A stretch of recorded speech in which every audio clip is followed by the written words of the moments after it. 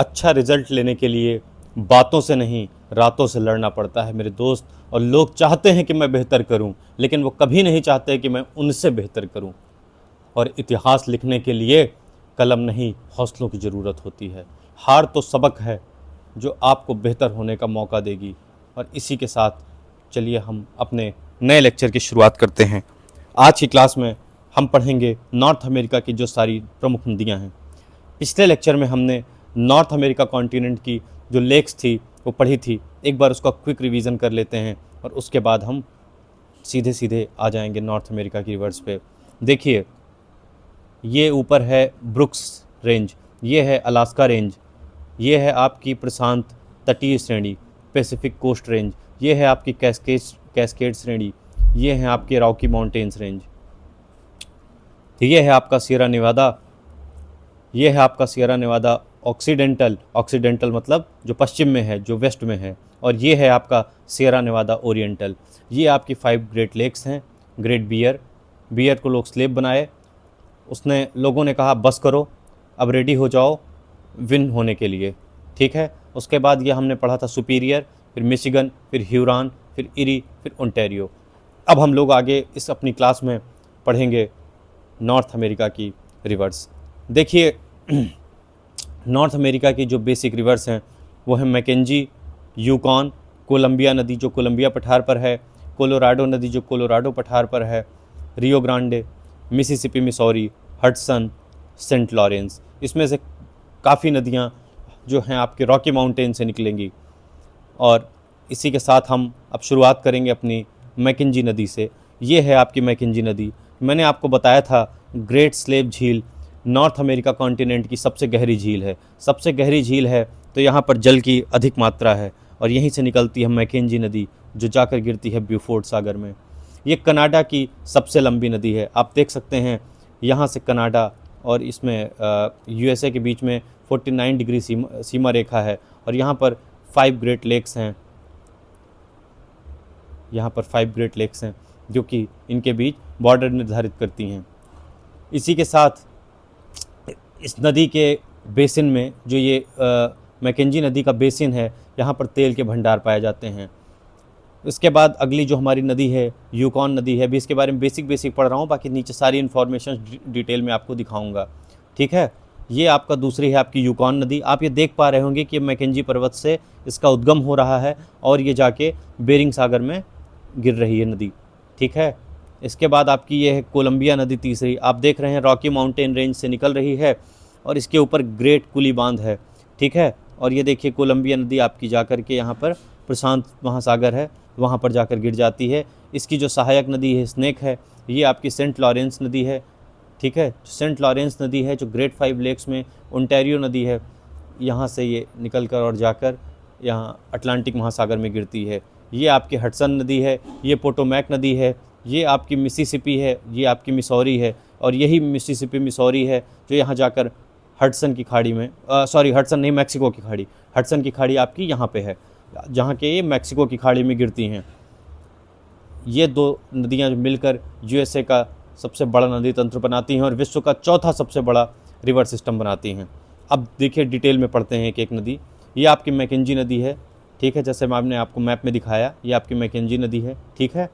देखिए इसका उद्गम है ग्रेट स्लेव लेक, कनाडा की सबसे लंबी झील है। इस नदी के बेसिन क्षेत्र में तेल के भंडार पाए जाते हैं। ये ब्यूफोर्ड सागर में जाकर गिरती है। दूसरी नदी है हमारी यूकॉन नदी। ये रही आपकी यूकॉन नदी, ठीक है, ये रही यूकॉन नदी। यूकॉन नदी आप देख रहे होंगे जैसे कि मैकेंजी पर्वत श्रेणी से निकलती है, बेरिंग सागर में जाकर गिरती है, ठीक है। यह अलास्का राज्य में बहती है। इस बेसिन में सोने के प्लेसर निक्षेप पाए जाते हैं, प्लेसर डिपॉजिट्स ऑफ गोल्ड। तीसरी नदी है हमारी कोलंबिया नदी।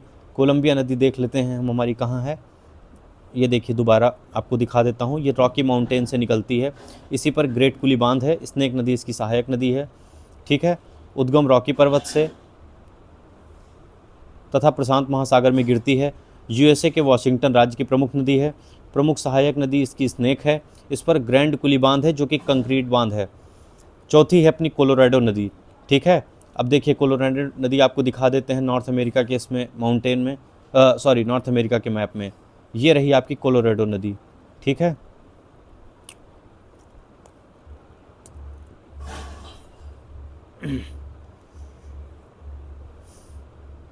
देखिए, ये है हमारे रॉकी माउंटेन्स, ठीक है, ये रॉकी माउंटेन से निकलती है। फिर यहाँ पर कोलोराडो पठार के ठीक बीच से बहती हुई, देखिए इसको ठीक बीच से बहती हुई इसको दो भाग में बांटती है, और इसी पर लास्ट में एक मीड झील पड़ती है, ठीक है।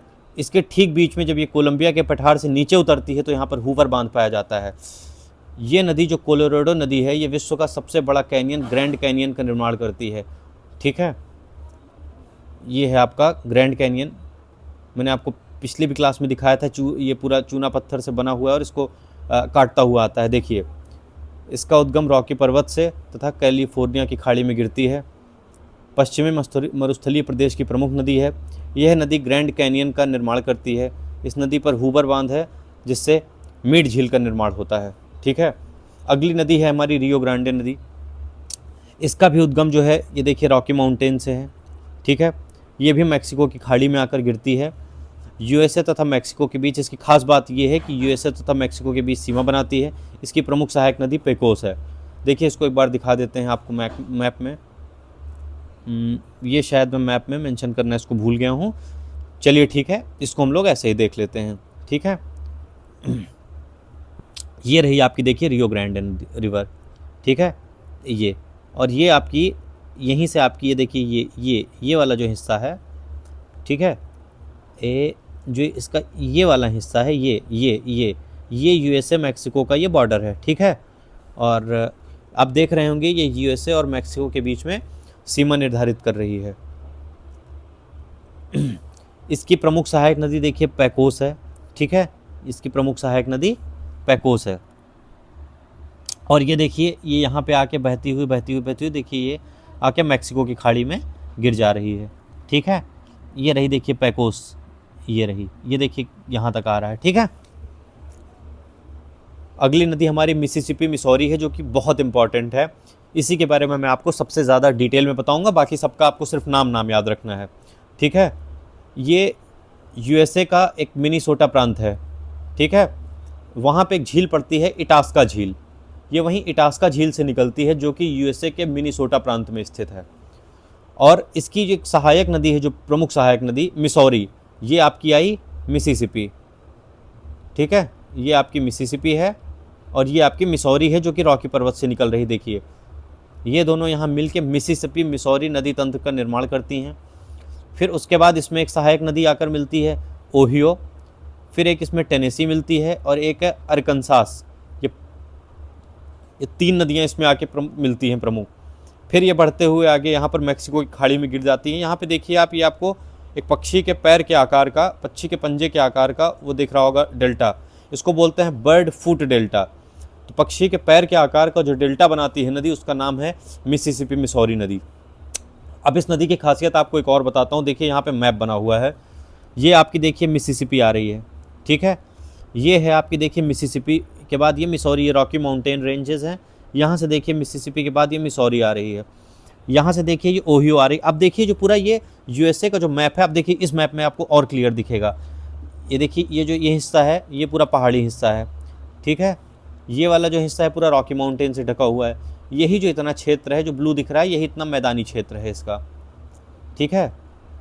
अब ये जो ग्रीन कलर से मैं आपको दिखा रहा हूँ ये मैदानी क्षेत्र, इसमें आप देखिए Missouri, plate, Arkansas, red river, Ohio river, Tennessee river. अब आप देख रहे होंगे जो पूरा यूएसए का क्षेत्र है देश का, जो जितने सारे प्रांत हैं उन सारे प्रांतों में नदी तंत्र फैला हुआ है, ठीक है। अब अगर कोई भी व्यापार होगा तो इन्हीं नदियों के माध्यम से होगा। अगर इन नदियों के माध्यम से व्यापार होगा तो बेहद सस्ता होगा, उसका ट्रांसपोर्टेशन सस्ता होगा तो जो प्रोडक्ट्स होंगे वो सस्ते होंगे, ठीक है, क्योंकि उसमें भाई ट्रांसपोर्टेशन कॉस्ट बच जाएगी। तो इससे यूएसए की जो अर्थव्यवस्था है वो काफ़ी ऊंचाई पर जाएगी सिर्फ इस एक नदी तंत्र की वजह से। तो आप देखिए नेचुरल रिसोर्सेज कैसे रोल प्ले करते हैं, ट्रांसपोर्टेशन के माध्यम से नदियाँ कैसे रोल प्ले करती हैं किसी देश की इकोनॉमिक ग्रोथ में, ठीक है। आप ये देख पा रहे होंगे यहाँ से। फिर ये एक और मैप है, इसमें भी बताया गया है कैसे जो है इन नदियों ने पूरी तरीके से घेरा हुआ है पूरे यूएसए को और किस तरीके से इससे फ़ायदा मिलता है। देखिए मैंने लिख दिया है यूएसए के मिनेसोटा राज्य के इटास्का झील से पक्षी के पंजे के आकार का डेल्टा बनाते हुए इसमें मैक्सिको खाड़ी में गिरती है। यह क्षेत्र अत्यंत उपजाऊ है। देखिए जो डेल्टा होते हैं, जो नदियाँ अपने इरोजन के बाद से काफ़ी नई मिट्टी वहाँ पे लेकर के आती हैं, तो उपजाऊ क्षेत्र होते हैं। यहाँ पे चावल, कपास और तंबाकू की खेती होती है। मिसिसिपी मिसौरी उत्तरी अमेरिका की सबसे बड़ी नदी तंत्र है तथा विश्व का चौथा सबसे बड़ा नदी तंत्र है। इसकी अन्य सहायक नदियाँ टेनेसी तथा ओहियो हैं। ये वाली भी देख लेते हैं, हडसन रिवर। देखिए हडसन रिवर में भी कुछ आपको मैं ख़ास बातें बताऊंगा। इसमें जो मुख्य बात है ये एडिरोंडेक माउंटेन से ये नदी निकलती है। एडिरोंडेक माउंटेन के बीच में एक झील पड़ती है, हेंडरसन झील। हेंडरसन झील, अब देखिए ये भी जो है, ये एक न्यूयॉर्क राज्य अलग है, ये न्यूयॉर्क सिटी अलग है। ये जो न्यूयॉर्क सिटी है, इसी के किनारे स्टैचू ऑफ लिबर्टी है। स्टैचू ऑफ लिबर्टी ये वाला है, जिसको आपने सब ने देखा होगा बहुत ध्यान से। ये देखिए थोड़ा सा ब्लर हो जा रही है इमेज, ये है स्टैचू ऑफ लिबर्टी, ठीक है। अब यहाँ से ये जब नदी निकलती है तो यहाँ जाते हुए जो इरी नहर है, देखिए बहुत आपको अच्छी बात बता रहा हूँ, बहुत अच्छी बात। ये इरी और ओंटारियो है। जो इरी और ओंटारियो है वो वेलैंड नहर से जुड़ा हुआ है, ठीक है। वेलैंड नहर से जुड़ा हुआ है। और जो इरी झील है, वहाँ से एक नहर निकाल के इस नदी से जोड़ा गया है। इस नदी से, ये कौन सी नदी है? हडसन नदी है। इरी नदी को हडसन नदी से जोड़ा गया है।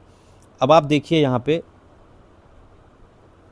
ये 5 ग्रेट लेक्स हैं, ठीक है। अब यहाँ पे ये इरी है, इरी से यहाँ पे एक हडसन रिवर आ रही है, हडसन रिवर से इसको जोड़ा जाएगा।